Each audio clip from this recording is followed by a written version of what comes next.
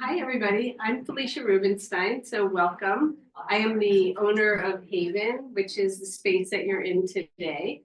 And HAYVN has 5 pillars of focus. We are a co-working space. Does everybody know what co-working is here? I mean, you've probably heard of like WeWork in the past or whatever. We're better than WeWork, I would say. Of course. Yes, we are. But we're a community and a workspace. We have 22 private offices and we have meeting rooms that you can rent by the hour and by the day. You don't have to be a member of the space. But more importantly, we're a community that brings different groups together. And we focus on 5 pillars at HAYVN. We focus on entrepreneurship, empowering women, health and wellness, marketing, and most importantly, sustainability and social impact. And what we like to do is work with groups in Connecticut to bring speakers together, people in the community together in terms of events. We have a sustainable pop-up event that we do, a holiday event where we bring in, we have like 30 vendors here and you can buy sustainable products. We, and we are also a B Corp. Are you familiar with a B Corp is? So, what's that?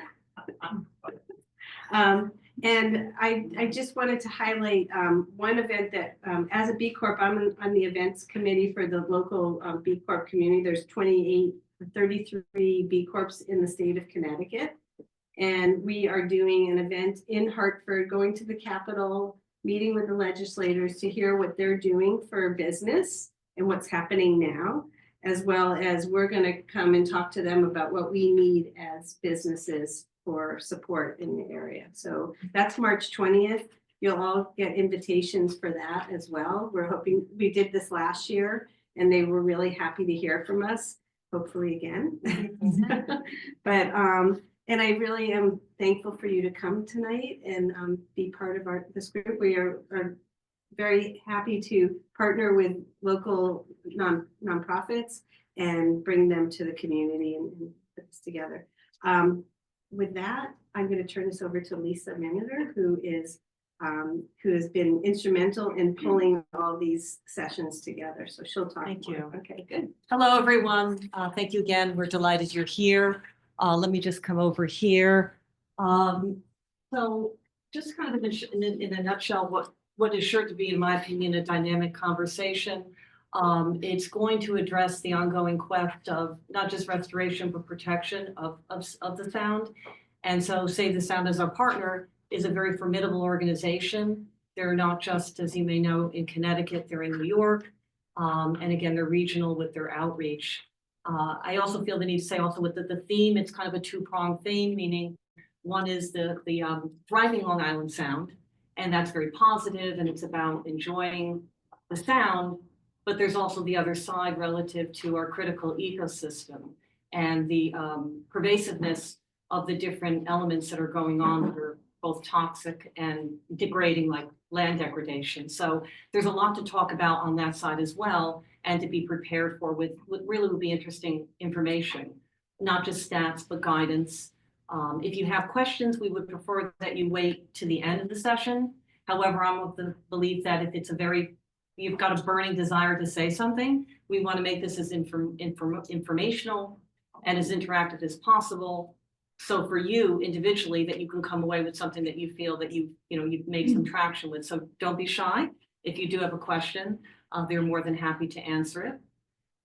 With Save the Sound, just briefly relative to the kind of program we have and what it would entail, just broadly, it is about how climate change will affect us. And yes, it's about the sound, it's about shoreline and the erosion of it, but it's also about what's near to us, meaning our own backyards. These are mini ecosystems that we're talking about, meaning the ponds, the rivers, the streams. This is all kind of coalescing also into, again, a mini ecosystem area that they'll talk about, because they're not just about now what's happening with land degradation, but there's toxins where there's stormwater runoff.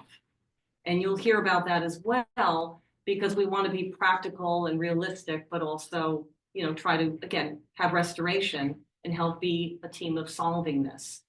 And so with that being said, with us tonight, are two environmental specialists from Save the Sound.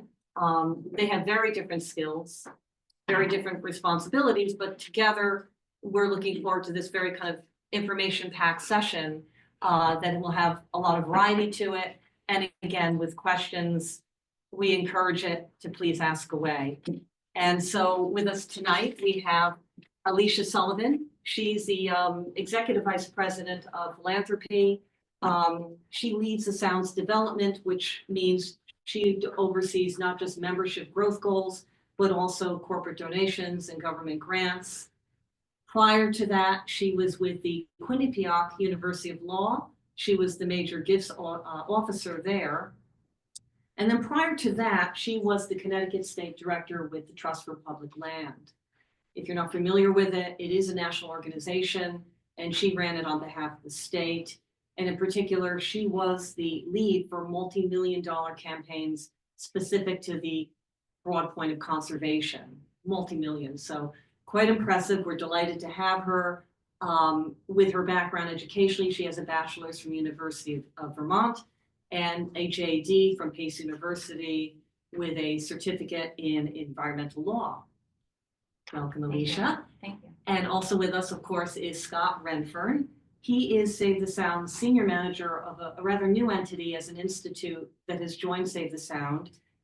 It's the Doherty Climate Change and Resilience Institute, and he'll speak more about that. But kind of in a nutshell, that's about moving policy ideas, of course, to action. It's about mobilizing key stakeholders. Yes, it's about volunteerism, but many other areas in which he will be spearheading with the Institute. Prior to that, though, he actually has a background in product management. He came prior to Save the Sound, that is, from IBM. He was a product management executive. And then prior to that, many years at Dell. Again, product management, and I think ultimately serving as their Senior Director of Architecture and Strategy. He has a bachelor's from Northeastern University. And he also, if you're not aware, this is kind of different to know for maybe some people, but he was part of the Encore program out of UConn. And that's a program it's around the nation in different areas, but he's a graduate with a nonprofit management certificate. And what that meant was there's a lot of course, homework to that, but a lot of interning.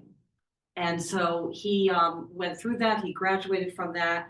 And if you're not aware, it's basically, I thought it would be worthwhile stating, but it's really a program for corporate professionals, nonprofit professionals who want to transition into nonprofit work and find opportunities that way. So it's called Encore, and he's a happy graduate of that. Mm-hmm. And so with that said, welcome, Scott. Thank you. And I think let's then take it away. Thanks. Right. Thank you very much. You're quite that was welcome. a lovely introduction. Thank you. And I just want to say too, in my career at the Trust for Public Land, I did work in Darien with the Darien Land Trust to help protect Mather Meadows many years ago. So it's great to be back in Darien for many reasons. We have lots of friends here. So I'll tell you a little bit about Save the Sound. This is our mission. I won't read it to you, but it's important to know that we work in many different areas, including climate change policy and resilience, as Scott will talk more about, water protection, land protection, like in Plum Island, and also using nature for ecological restoration.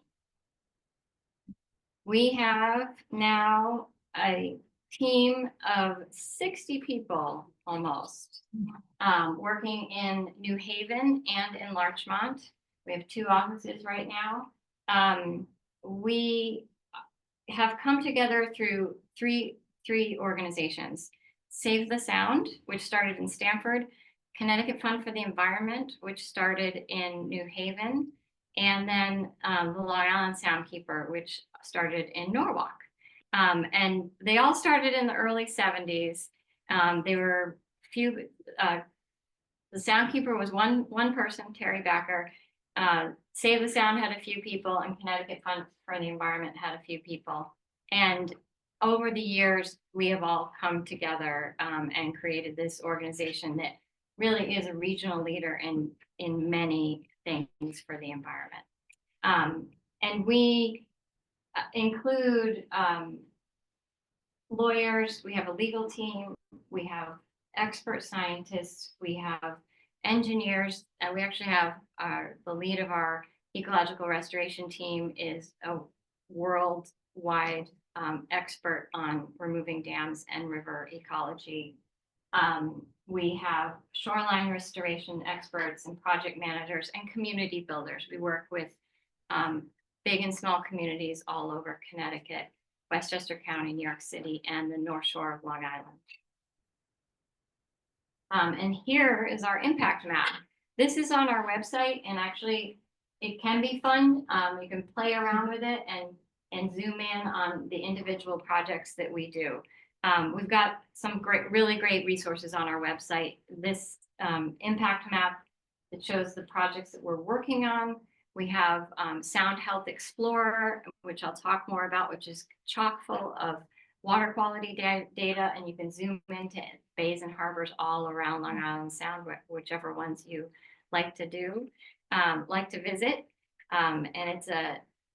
This really kind of shows the breadth of our organization from the entire Long Island Sound estuary. And these are our core programs, which I just mentioned. This is Plum Island. If anyone's a sailor or goes out to the tip of Long Island, you will see Plum Island. It's the Animal Disease Research Center is currently located there and is moving. So we have been working for about 10 years to try and protect that island and prevent it from being sold for development. It's an amazing place. Climate action and resilience, which we will talk more about, ecological restoration. And here's a first shot of our water quality laboratory, which is located in Larchmont and was created through the generosity of the John and Daria Berry Foundation a few years ago. But it has enabled our water quality scientists to really do much more with protecting Long Island Sound's water. And I've mentioned a little bit of this, but we do many things. We are the only regional organization that has a legal team, and we use our legal team to enforce the Clean Air Act in cities. We enforce the Clean Water Act all over the place, and we are monitoring laws and regulations constantly in both Connecticut and New York and on the federal level to make sure that when we can do something, when we can make them better or enhance them, we will do that. So we have hands-on restoration, which we'll talk a little bit of all sorts about the environment. And we partner with many, many people and organizations all around our region. We've had many great successes over the last 50 years.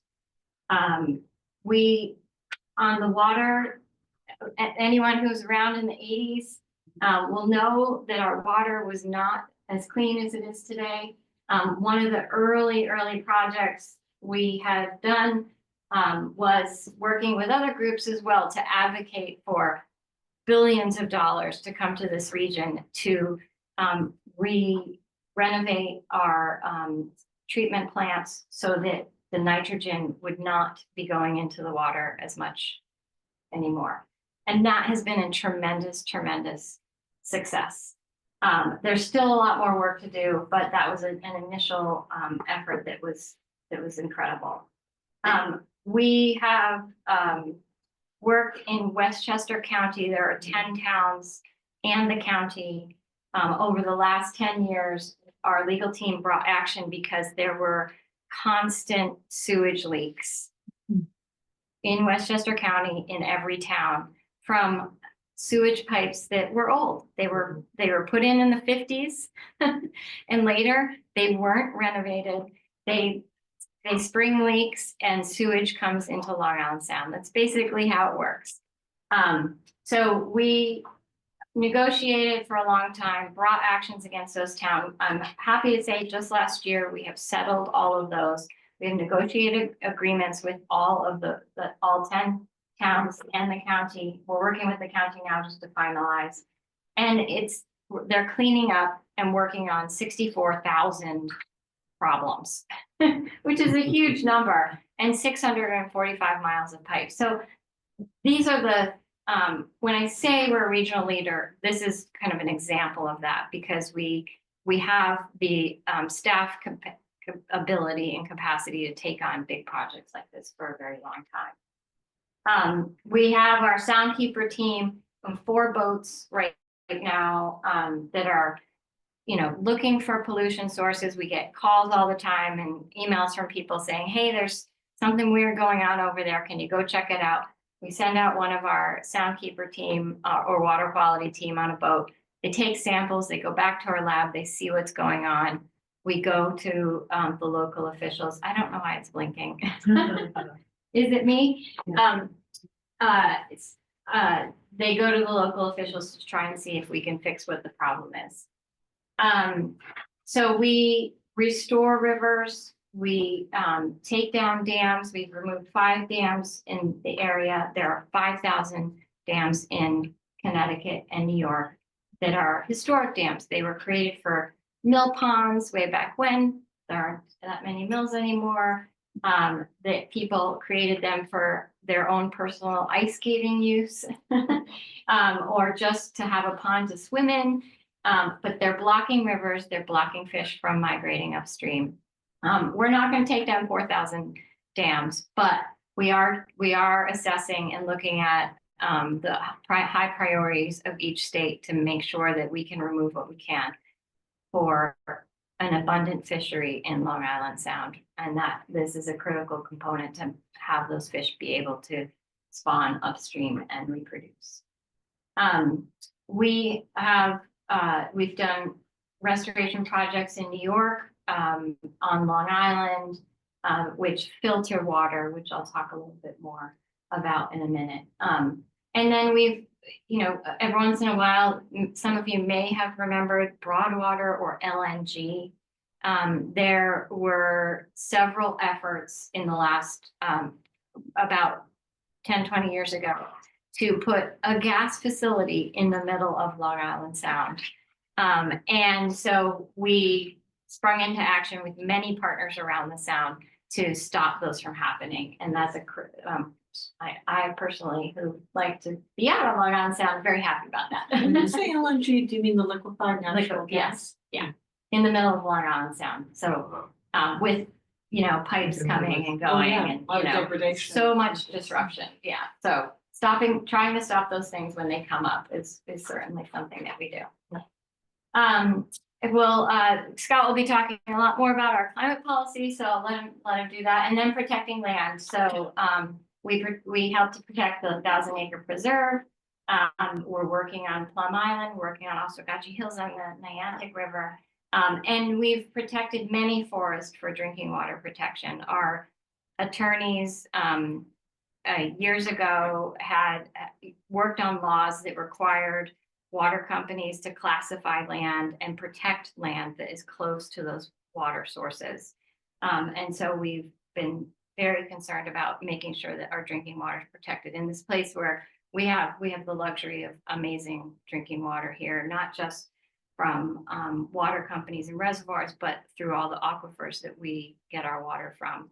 And protecting those forests to filter the water is essential for us to have that kind of quality that we all enjoy all the time.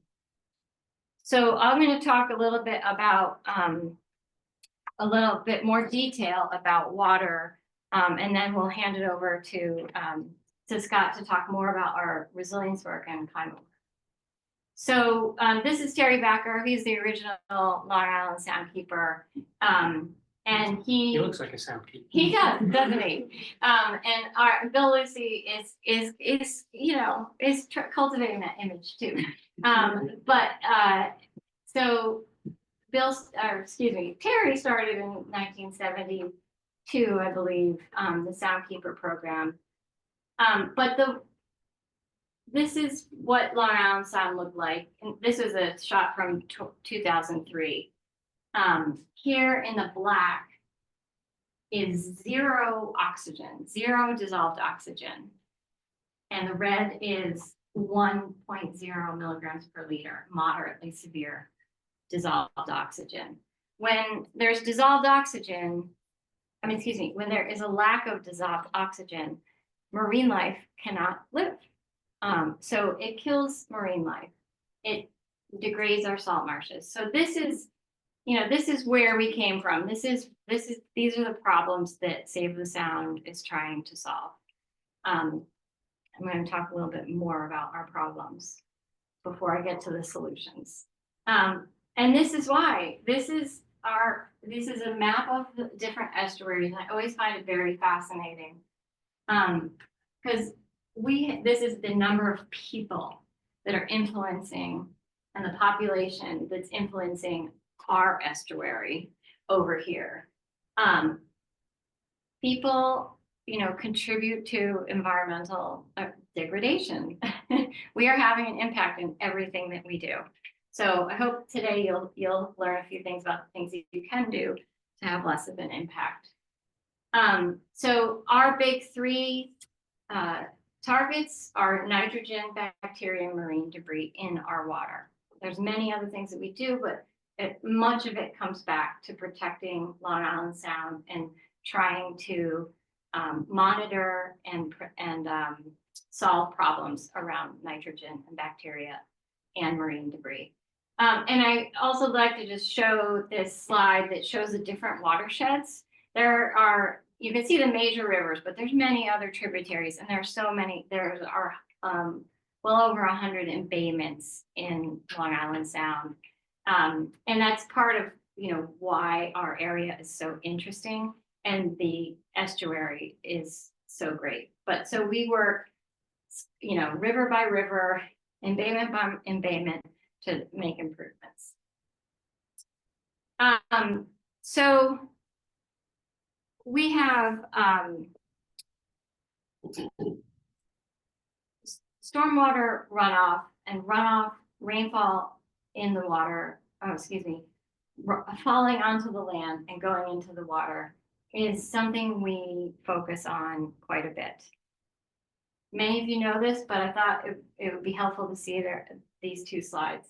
When you have vegetation, you have 10% runoff when rain falls. And you have about 50% of that rainfall is being soaked into the ground and feeds us through our aquifers and contributes to the health of the land. And then when you have pavement and impervious surfaces, which we all have in cities and suburbs that we live in, it's dramatic how much more runoff is coming off of the land into Long Island Sound. 55% versus 10% in the previous slide. And the infiltration is 15% here is 50%. So that's when I mentioned the forest being a filter for drinking water. This is what I'm talking about. So if we had forested land, we would have clean water all the time if it was all forested, but we don't. So we all live here, millions and millions of people live here. So we have to do something about it. So this runoff contains nitrogen, it contains bacteria, it contains grease from cars and fertilizers and pesticides and all sorts of stuff. Plastic that comes through the rain that gets pushed from flooding and rain right into Long Island Sound. So this is a great source of the problems that we face with nitrogen and bacteria and marine debris in Long Island Sound. Oops, that's not bad. And so I am going to just go backwards again. So one of our solutions, you look at these two slides and you think, oh, well, let's make more grass and soil instead of impervious surfaces. And we do that. And many towns and cities in this area are working to do that as well. We create bioswales along streets. In New Haven, we've created over 200 bioswales, and those are, you can actually walk along the sidewalk and see them, and there will be a cutout between the road, where the road and the curb ends, and the sidewalk with a few plants in there. And well, you might think that that won't do very much, but if you multiply that by 200 throughout the city, it does. It certainly, it helps a lot because it filters that rainwater, as just like this slide says. We also are creating rain gardens in many in New Haven. We've done some in Bridgeport as well, and bioswales is in Bridgeport as well. So one of the tactics for restoration and relieving some of the problems of stormwater runoff is through ecological restoration and bioswales, and green infrastructure is what we call it. So here's a great illustration, sad illustration about nitrogen. As I mentioned, lack of dissolved oxygen will kill fish. And in the 80s, and you know, it happens today too, but not as much. Thankfully, we do not have as many fish kills, but I remember hearing about them all the time. And it was because of the high levels of nitrogen and the algae blooms, which take the oxygen out of the water. They kill the fish. They also contribute to salt marsh loss and acidification of the water. Acidification is something that we're actually starting to look more closely at with the warming waters from our climate change at this point in time. Ocean acidification is a problem, and we're looking to try and add that to our monitoring throughout Long Island Sound soon. One of the problems with it is that mollusks can't form their shells if it's too acidic.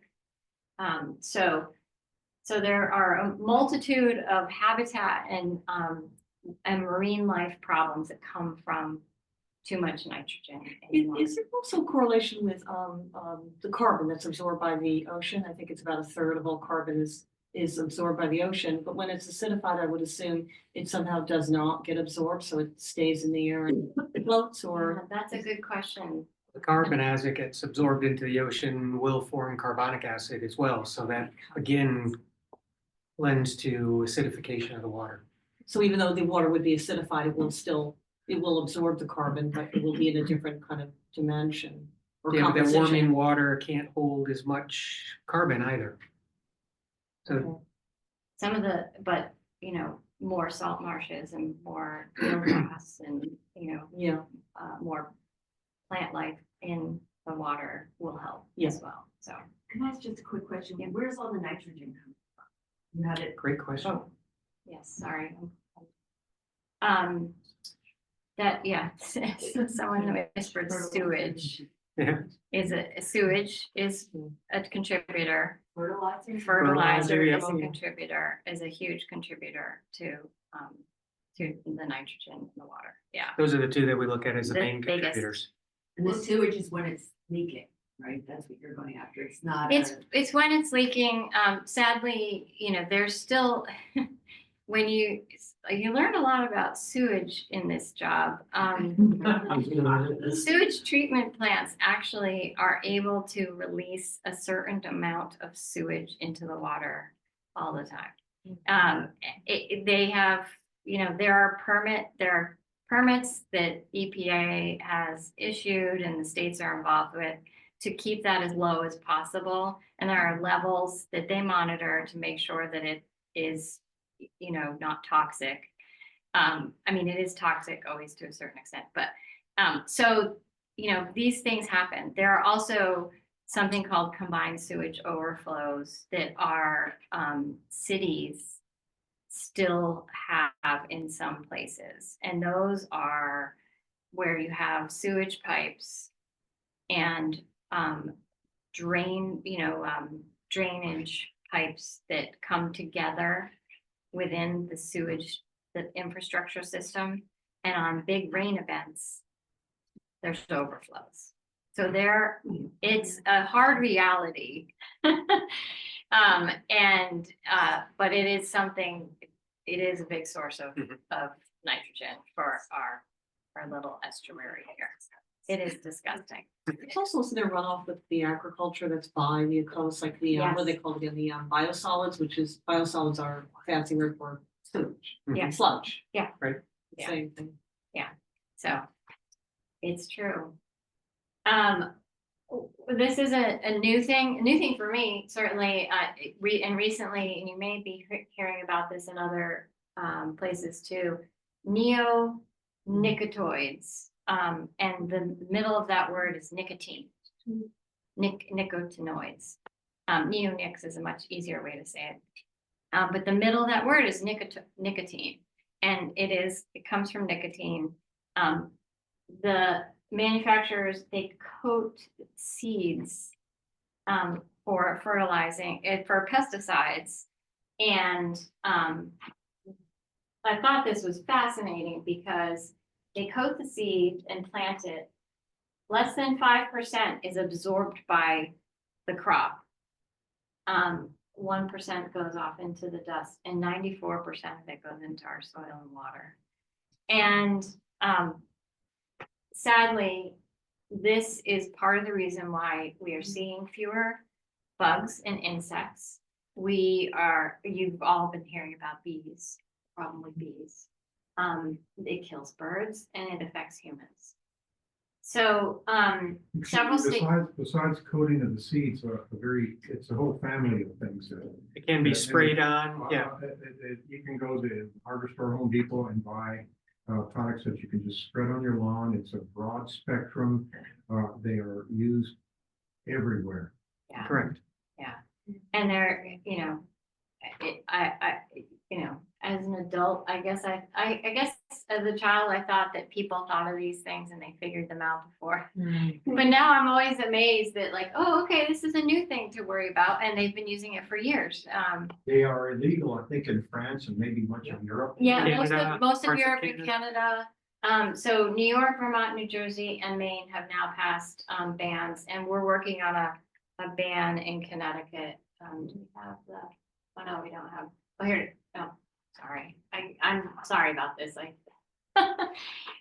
We are working on a bill. Senator Cohen has just from the Essex area has just introduced a bill to ban these by 2028.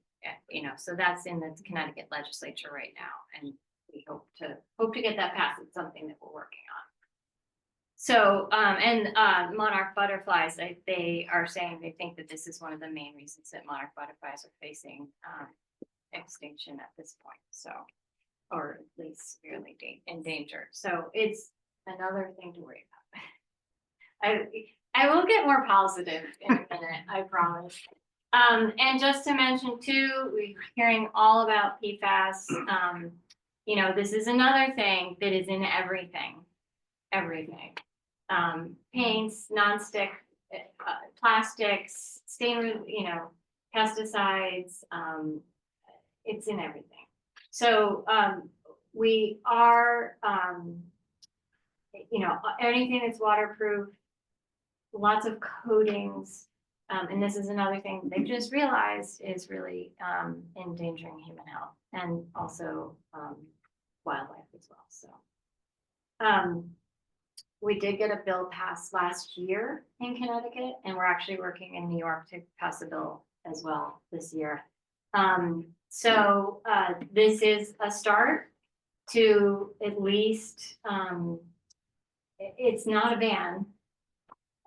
It's not a ban until 2028, but we are working also on some other ways of trying to further restrict PFAS. But as you can imagine, there's a lot of big industry. There's a lot of industries behind this that have used PFAS, and it's a tough fight. But So, so anyway, those are a couple of other things, and those are certainly things that you've been hearing about and worrying about with water quality, and drinking water too. I mean, they certainly have found PFAS in some drinking water areas. And again, that kind of goes back to our aquifers, our wonderful aquifers in Connecticut, and the more we can do to protect them, to filter the water naturally, the better off we hope.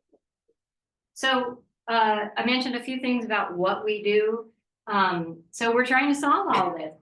We're trying to keep our estuary protected and make our estuary as thriving as possible. And some of the ways we do that are through data collection, through our unified water study, bacteria monitoring, beach and river cleanups, and then also our soundkeeper patrols. As I mentioned, we have the 4 boats that cruise the sound and with purpose to catch polluters and make sure that we are doing what we can. Also working on a couple of research projects, creating more eelgrass for Long Island Sound, and doing some really great research in several areas around the sound for that, and removing abandoned lobster traps. So our unified water study was created in 2017, I think. Yes, 2017. There was a lot of good data that the EPA had collected about the center of the sound and the main body of Long Island Sound, but not the embayments. And so I was telling someone earlier tonight that many organizations were testing their water around Long Island Sound, but there wasn't a common protocol. So it couldn't be it couldn't be compared. We couldn't say Darien's water is better than Norwalk's water, so come swim over here. So what we did in 2017, working with the EPA,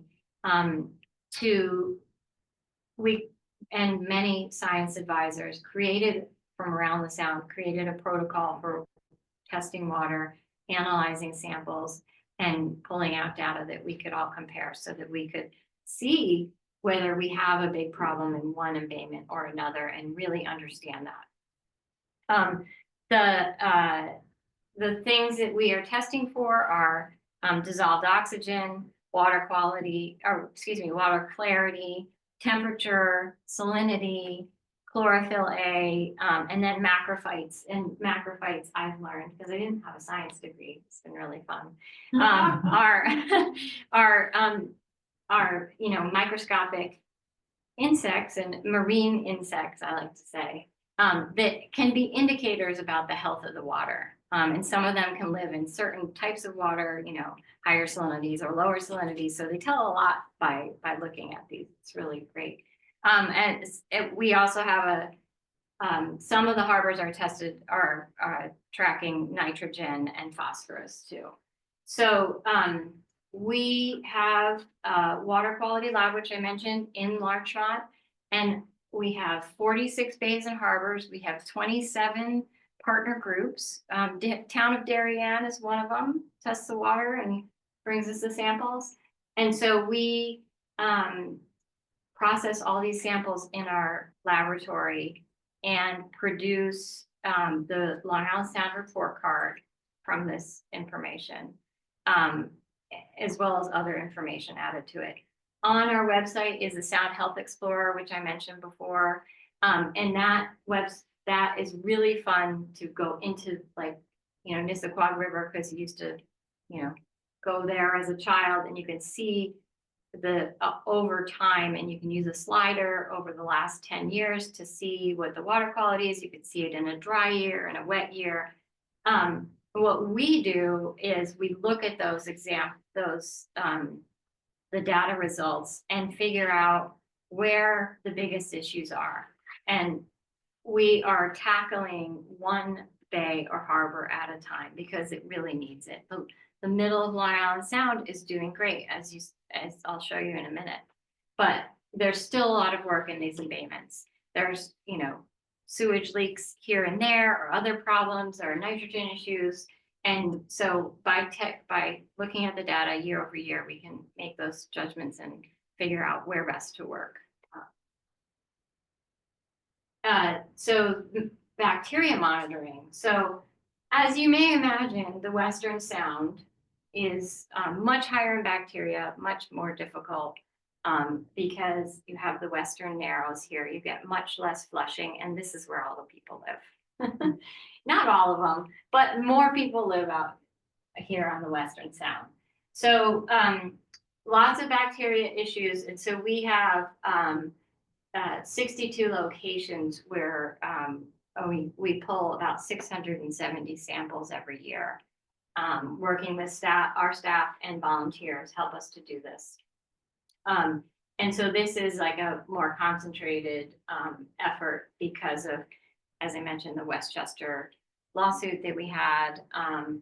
There are just so many issues here. We really want to fix them. We want to fix this area. And this shows you, actually, this is from our report card. And it shows you from 2008. So it's been an F in 2008 and then into 2020 and also 2024. But Peter Linderoth, our director of water quality, always says, but this is a better F, actually. We actually in the Western Narrows, there's, forgive me, I can't remember what that is. We're seeing a small improvement. And that's enough hope for us. We know that things, we know that our efforts are starting to pay off and I say we in terms of our whole community, and that things are happening. And you can see also that we've progressed from a D+ to a C to a B here, here in this area. So things are improving. This is mostly the middle of the Sound. These little numbered bubbles are some of the basin harbors too. So check out your basin harbors on our website. We have the Long Island Sound report card out on the table, and it also shows you a lot about our data and how it's collected.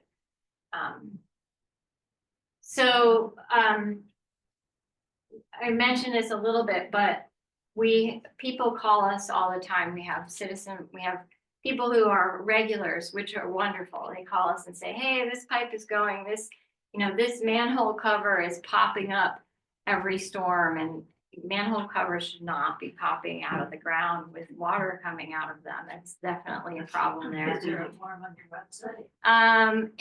There's an info form on our website, or I don't know if there's a phone number on our website, but we have phone numbers, on there. But absolutely get in touch with us, or take my card and I'll hook you up. But yeah, we have what we'd love to do someday is like have an app on the phone for people to be able to report things. And so we go, our scientists, our sound keepers and water quality scientists will go check it out, work with the agency to figure out. Sometimes it's figuring out where the pollution's even coming from. They have to trace the sewage line and figure out who is the landowner that goes to, all sorts of things. And we've been very successful at then, coming to these agencies with credible information, with data to show them what's going on. Half the time they don't even know what's happening, and they jump into action and they fix it. And that's what we want to see. And occasionally we have to bring our lawyers in to help us. And here we just pulled up a couple things in Darien. Of course, we are working on the Unified Water Study here. There's some student research going on in Scotts Cove. And then there was an issue, like a permit issue, that we had our lawyers watch the DEEP, the Connecticut DEEP, and the New York DEC water permit reporting, and they monitor those to see if towns are in compliance or if there's a problem. And there was a little problem, and the town of Darien jumped into to fix it, and that was, you know, it was great. And that's exactly what we want to see. So Is the water study monitoring done in conjunction with sound waters? Sound Waters is one of our partners in the Unified Water Study. Yes, yes, it's a great organization that we partner with a lot. So, so that's a little bit about what we do, and this is a little about what we're going to do.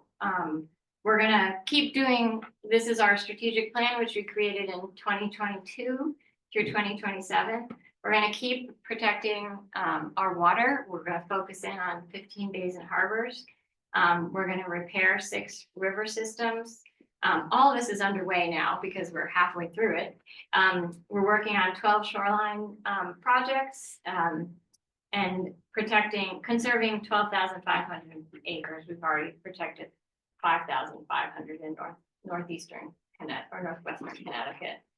And igniting 1 million new voices in this effort. And that's where I'd love to invite you to join us, those of you who aren't already members or aren't already on our newsletter list or haven't signed a petition or gone up to the legislature or written to your congressperson or your state representative. We have some QR codes back there, or I forgot the official sign-in sheet, but I made a little one. If you'd like to leave your name and email address to get more information about how you can participate, because we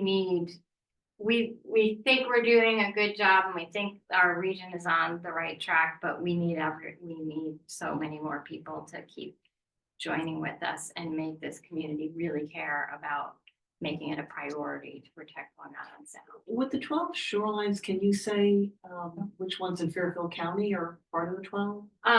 Well, the 12 shorelines, so those are living shoreline restoration projects. One of them is in Fairfield at Ash Creek, Okay. which is right on the Fairfield Bridgeport border, Black Rock border there. That one is Fairfield County. I can't remember. Are there other shoreline restoration in Fairfield County? Do you remember? In Fairfield County, I'm not sure. No, if there it are, might not be right now. but this is into the future too, so Yeah. these Yeah. are yet to be identified too. Yeah, definitely. Question?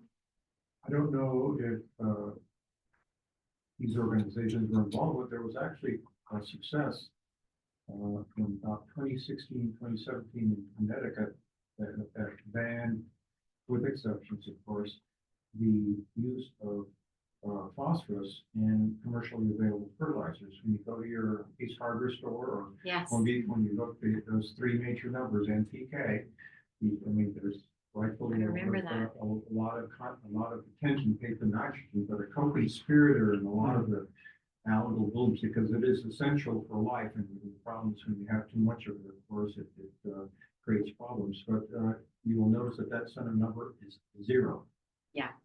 Yeah. And you would think that how that can be done, and that is because there's usually plenty of it already in the soil. It's just basically not necessary.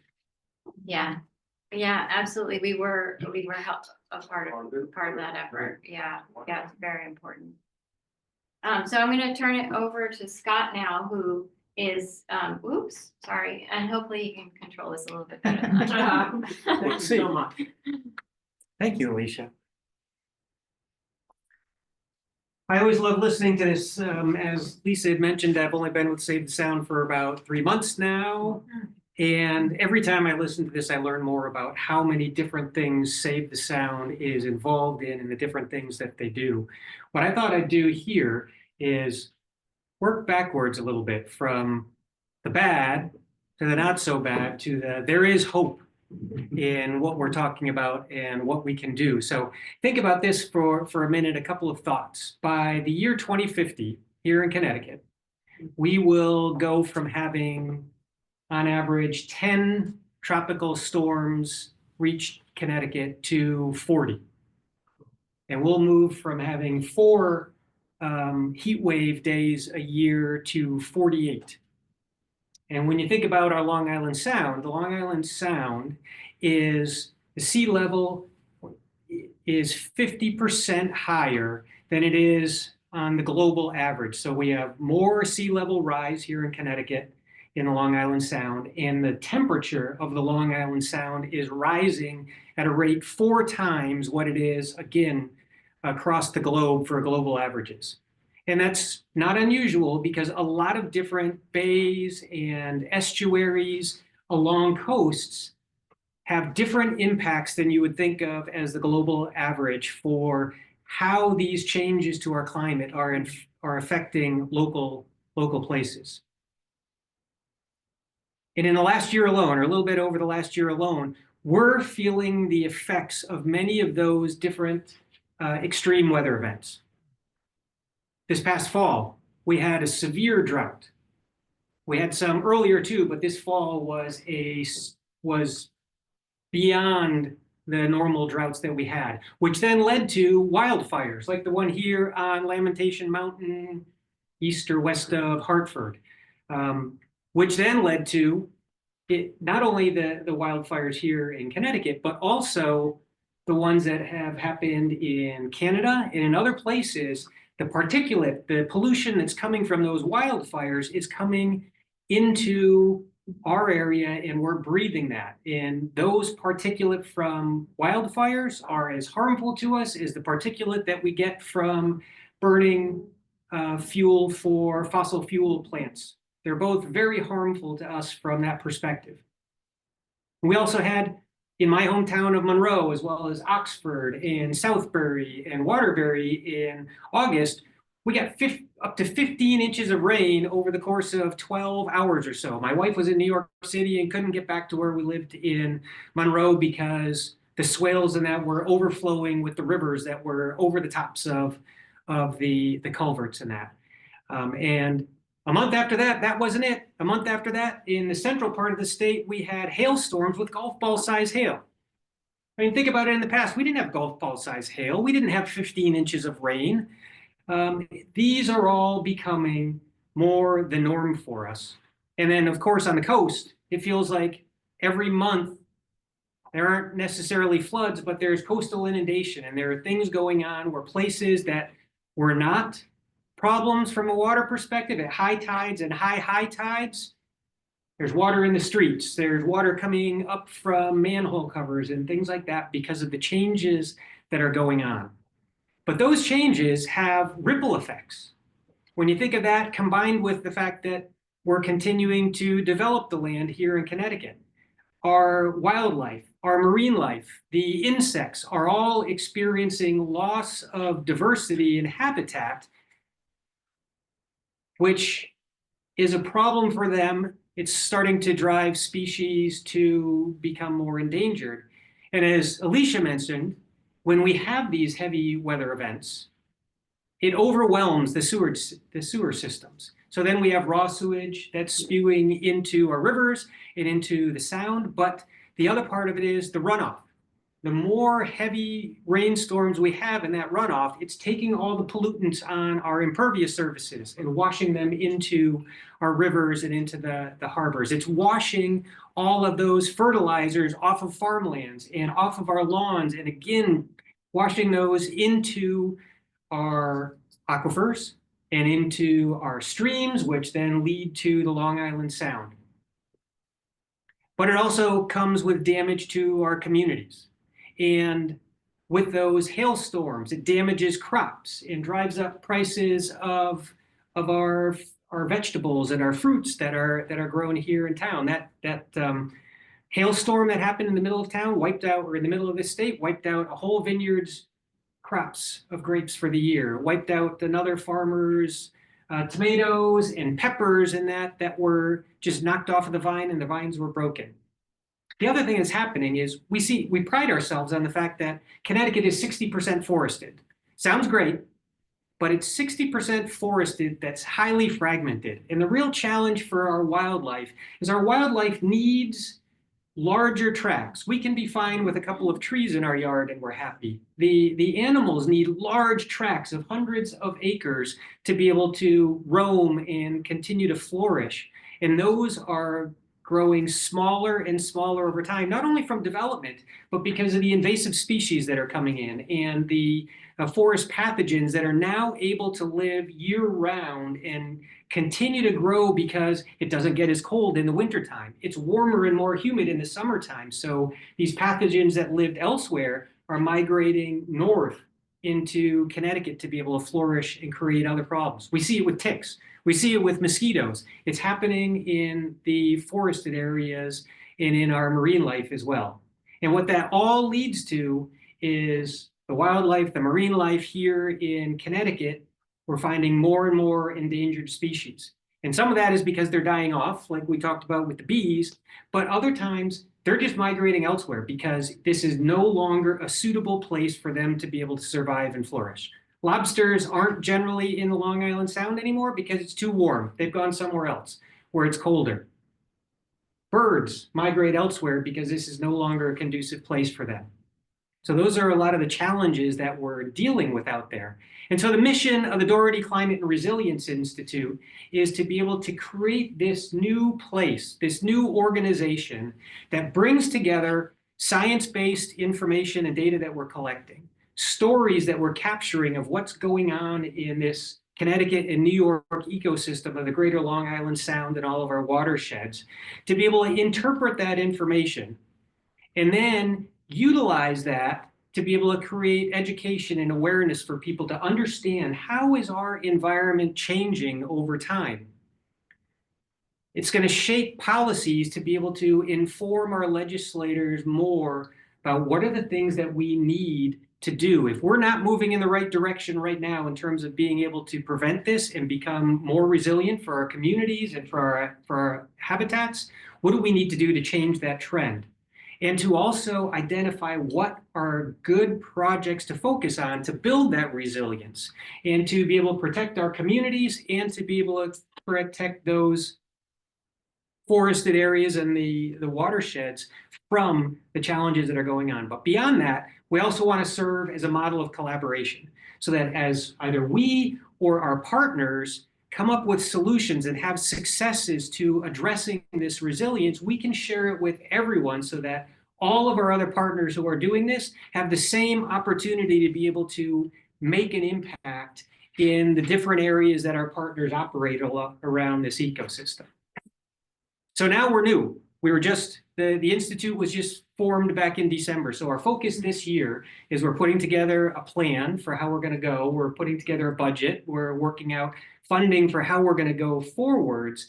But while we're doing that, we're also building the foundation to be able to carry the foundation forwards. Part of that is by building those relationships with partners. And the partners are higher education facilities, working with agencies, federal and state agencies, municipalities for how we can work on this. Other environmental organizations and even for-profit businesses who are interested in making an impact. But we're also focused on telling Save the Sound story.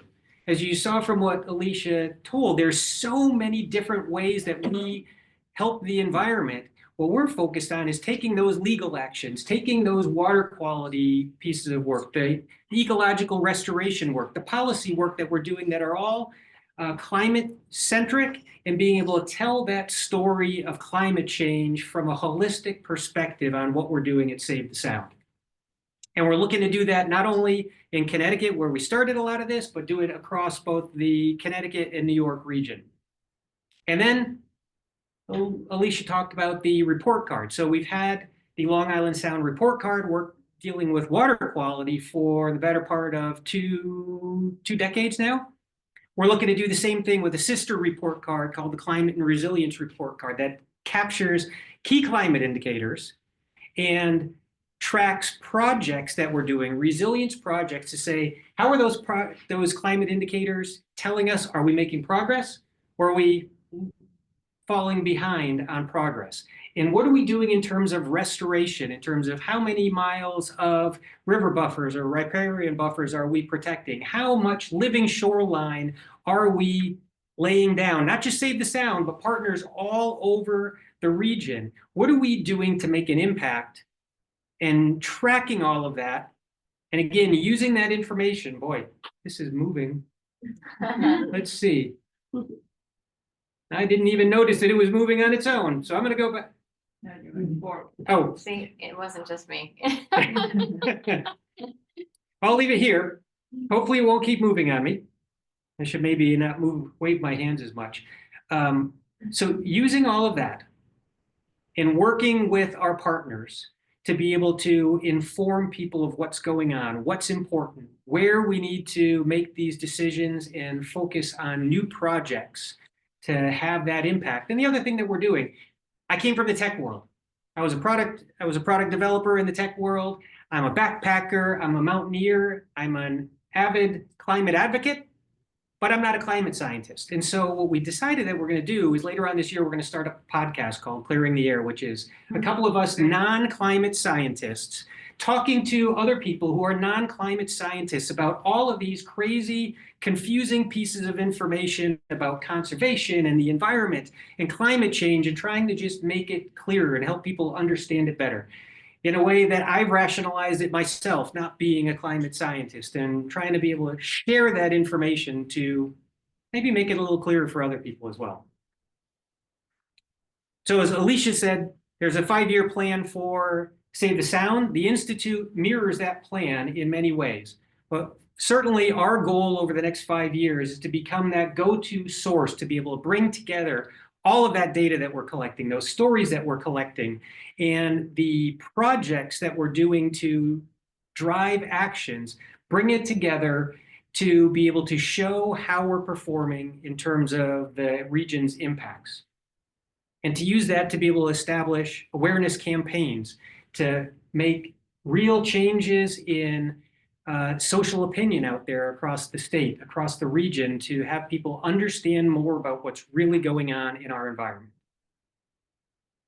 And through that collection of data that we're doing with the report card, using that to identify new projects for resilience and for community protection and for addressing water pollution out there. So the report card is going to inform us on where we need to focus our time, where our partners need to focus our time, where the state and the federal agencies need to focus their time in order to help us move this forward. And we're also looking, we're not going to stand where we are with the first iteration of the report card. We're going to look to be able to build new capabilities, new data into it, year over year, or at least release over year, because it's probably going to be a biennial release like we do for the water quality report card as well. And so we'll focus in those same areas of, we'll look at what dams are at risk of failure because of some of these extreme storms that are out there and focus on removing those. We'll look at which river systems are at risk because of some of these floods that we need to protect. And we'll also work on protecting more of the shorelines out there with our Living Shorelines projects, where they're at risk because of inundation, because of sea level rise, and just coastal storms that are going on out there. And I know Alicia mentioned it is probably one of my favorite ones, but restoring eelgrass meadows out there too. One of my first pieces of involvement with Save the Sound was gluing eelgrass seeds to clams to be able to help seed the eelgrass meadows. And I think I really glued more eelgrass seeds to my fingers than I did to the clam shells, but it was a really great experience to follow it. There's progress, so it's amazing that you can glue seeds to a clam, drop them into the water, and they'll bury themselves in the ground. The seeds fall off and the seeds germinate. Wow. What a concept. What kind of glue? It's a surgical glue that's used that is not harmful to the seed, is biodegradable, and comes off of the clam shell as well. But it dries very fast. Yeah, I think I read somewhere today in Camanassa State Park, they're doing a lot of eelgrass restoration. Yeah, there are certain places around the state where eelgrass, 90% of all the eelgrass meadows in the Long Island Sound have died off. Down here on the western end, there weren't typical eelgrass meadows down here, but up at the eastern end are the places where we're focusing on restoring some of those eelgrass meadows. The water quality and the water content is more conducive there. Yes. You mentioned earlier that the sound is warming at 4 times the rate of the average, so to speak. How's this affect, I mean, besides water quality, temperature? Does eelgrass occur in warmer water? It makes it tougher for the eelgrass. So water warming is one of the reasons why the Does it eelgrass occur is down dying off. in, Yeah, the Carolinas, for example, can you grow eelgrass down? that's a good question. I don't know. I don't know about that. But it is a challenge. The warmer it gets, the more challenging it is for the eelgrass. I don't know how many folks here are from Darien, and I don't know how you're doing your outreach to different communities, but we're close. And have you started any conversation with the town of Darien, which currently has several development projects that are the potential to severely impact our coastline? You didn't show it. I think Darien did get a couple of Ds and Fs on. Yeah, I think in the bays and that there are places where the scores are not ideal. Right, and part of that is around Great Island, which is an island we bought, and we're trying to figure out what to do with. I'm not sure, I think also Wheat Beach, which we were talking about earlier, has some issues. They are addressing pear tree, but I would encourage you and, Yeah, as we hear about them, we'll look and Take see if that it's back. something that we can get engaged in. And I've got the Weed Beach one here, so that's great. I will bring that back. And the ones that make sense for us to engage in, where we can help either to offer counsel on the right ways to do this, or maybe it comes to, at some point, some legal involvement as well. But those are all opportunities, as Alicia said, even for the pollution. If you see something, even for this, if you see something, say something, and we'll look into it and see if there's action that's needed. because the data, I mean, that's key, right? Having data. Right, it absolutely is. So we have time for one more question. Yes. Every time a new neighbor comes into the area from the city, it's not that long afterwards that I see the pesticide sign go off in their front yard. You know, they're getting the organic stuff that doesn't harm the ecosystem, so they're told. I keep needing to reach out to Lee Schmidt and say, can we get some direct mail out there about what goes on the ground, goes on the sound? Yeah, And people just don't get it. yeah. Yeah, I think people at times think they're doing the right thing by going organic, and it's better than the more heavily chemicaled ones, but it's still not ideal. The best way, it doesn't make your lawn look as beautifully green, but is no chemicals on your lawn. But it is a challenge. We use vinegar. But local campaigns and Right. local community organizing is the most effective for that. We've done some, some supportive, lawn campaigns around the sound, but what really makes a difference is, neighbors coming together, but, it's hard. It's hard. I sent an Every- email to the group. Yeah, Hmm. yeah, that's great. That's great. What- Perfect. One of the things that Save the Sound has led is building a coalition across Connecticut of over 50 organizations at this point that are concerned about being able to affect meaningful change across Connecticut from a policy perspective. And we created this organization called the Connecticut Coalition for Climate Action, CCCA. And it's made up of health professionals, nonprofit organizations focused on the environment. It also includes religious organizations and for-profit corporations who also care. And our focus here is to bring together, through all those organizations, over 300,000 people who are members of those organizations who care about what's happening with our climate. And the premise behind the organization is that we believe that everyone has a right to live in a healthy home, and that home can be heated and powered by clean, renewable energy, and that they live in resilient communities that are protected from a lot of the impacts of climate change. So those are our priorities and our premises within this organization. What we're also doing is we've got a goal right now. We're in the legislative session for Connecticut, and our goal is to get 10,000 signatures on a petition that will bring to our legislators to say, people, I know you hear a lot from people who want us to put climate and environmental issues off because this isn't the right time. This is the right time. We need to act, and we need to be able to take that next step. And this is an opportunity to join our petition. We do ask for address. The address isn't given out anywhere. We don't resell it or anything, but what it helps us do is to be able to provide information to the legislators of people that care in their district. And that's the only reason why, if you go to this petition, we ask for your address. The last thing that I thought I'd finish off with is just going quickly about some of the projects that go on out there from an ecological restoration perspective. And we focus on a couple of different areas.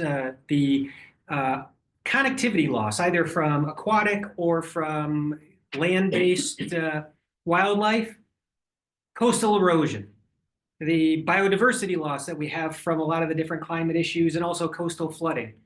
And there's different projects out there that we focus on to address these, like dam removal. Sometimes the dam removals are there to be able to allow fish to be able to migrate to their native spawning grounds. Other times, we're focusing on it to eliminate a dam that's no longer needed. We're not looking to eliminate dams that are needed and being used for other reasons, but if they have no purpose, we try to remove them so that they don't back up water that can then create flooding in some of these heavier events, and they allow fish to be able to migrate to where their native spawning grounds are.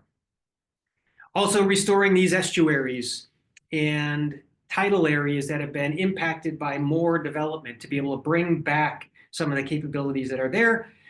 A lot of times, through the best intentions, we've used these really cool corrugated steel tubes to be able to throw some dirt over the top of it, pave it, and boom, you've got a road over a creek or a stream.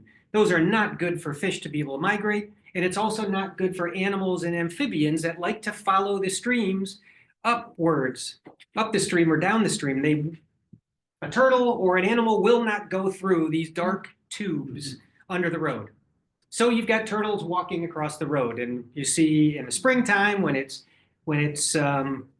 breeding season, people are out trying to protect in the places where there's a lot of them walking across roads so they don't turn into pancakes. So what have we done? So at the Dana Dam, it looked like this before, and we did a restoration. We removed the dam, and now the fish can migrate. It's a beautiful area. You've got the riparian areas on both sides of the river, so that if we have a flood type of event, or at least heavy rain, there's a lot of room for that river to expand before it goes over and overflows the banks. With the Ash Creek, while dredging, a lot of the material that was used to dredge was used to build up some of the marsh areas so that the marsh areas can rebuild and regrow there. With the culvert on the Norotan River, we turned that into a fish passage so that fish can migrate through, but also there's these other dry passages through so that amphibians and animals can walk through under the road as opposed to having to pass over the road. And last, this one is still in progress, the Chittenden Park up in Guilford or Madison, one of the two, and we're still in the process of restoring, but it's restoring some of those lands around it and building or replacing what is no longer there with natural plants, and allowing it to recover back to where, when there are floods just from high water or from storms, you've got all of that vegetation there to dampen down the effects of the waves that are coming in. And the last thing I'll leave with you here, there's a lot on here. If you're interested, I have a LinkedIn article that goes into this with a whole lot more detail, but there's ways. Save the Sound focuses on removing dams, replacing culverts, doing big projects like that. But in every one of our homes, there's things that we can do in order to make a difference. I mean, some of the big ones are just engage locally like this. Come out and talk. Talk to your legislators about the environment.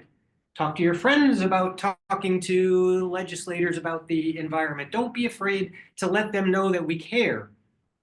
And then think about going green in your own yard. Like we talked about there, the best thing you can do is not use chemicals on your lawn. But if you really have to use them, consider organic chemicals or organics instead. But the best thing is stay away from them as much as possible because of the neonics and many of the other items that are in there, the nitrogen, the phosphorus. There is just so much in what we do to make our lawns green. and make those flowers pretty. If we plant native flowers, they're much more resilient in the first place. So those tropical flowers that look beautiful, they didn't grow, they didn't evolve in this type of an environment. So putting them here means they need more water. They need more fertilizer to help them out. Plant native plants to be able to help the birds and the insects who they evolved on local plants, not these tropical plants. And our native plants are more resistant to the different types of soil conditions that are here. And a few others just quickly. I know plastics are hard. It's so hard, even for me, not to use plastic, but wherever you can, look for opportunities not to use plastic.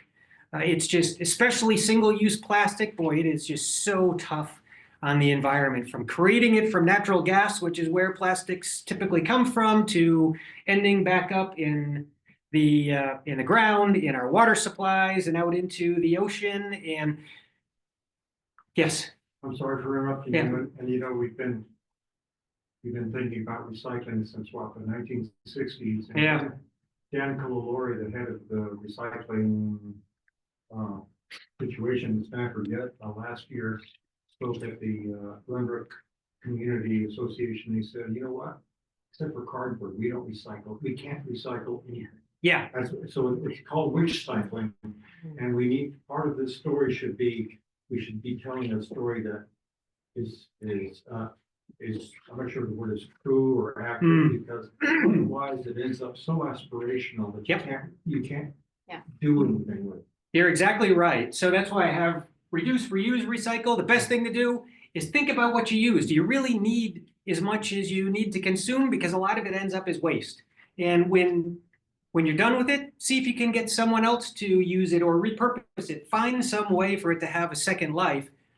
And when you're gonna recycle at the end, just as you said, know that the best of intentions, what you put into that blue bin, 2/3 of everything you put in that blue bin is gonna end up in the landfill.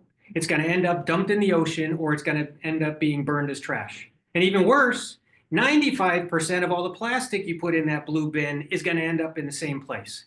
And it's because single stream recycling has ruined recycling. There's other ways that you can be a little better with what goes in and how it can end up getting recycled. I go into it more in deep in my article, but think about that. There's ways to help, and there's some ways to be a little bit better with recycling just by groups that are, or ways to utilize or dispose of some of your plastics and metals and different things. The last thing I'll just leave you with is, on the reduce side, just think about how you can be more sustainable from a transportation perspective. Can you walk or ride to places? And electricity. The cleanest electricity generation is the electricity that you don't use. So ways, same thing with fuel. The cleanest fuel is the fuel that you don't use. So when you don't need to travel, when you can walk down to the corner store or ride to the local park, do that instead of driving in your car. And just think about those on a regular basis, and conserve water. This is Save the Sound. So that's the one thing that I want to leave you with here is always think about, fix those faucets, and think about ways that you can reuse rainwater for your gardens and minimize that. All right. Alicia, So I I'll think leave we're you just with the last slide here. Wrapping up. So thank you. We mentioned a million voices and mentioned a lot of these things. We actually had a lot of QR codes and ways you can participate. Please participate. Please help us. We need everybody that we can get. Please also tell other people about Save the Sound. Our website does have a lot of resources on it, and we do have a lot of ways to participate, including the petitions, getting involved with the legislature, being a watchdog, finding, if you see something, say something, read his LinkedIn article about how to minimize your impact on the environment, become a member if you're not already a member, and help us join and create a million voices for our Long Island Sound estuary. And thank you. Thanks. Make it thriving. Yeah.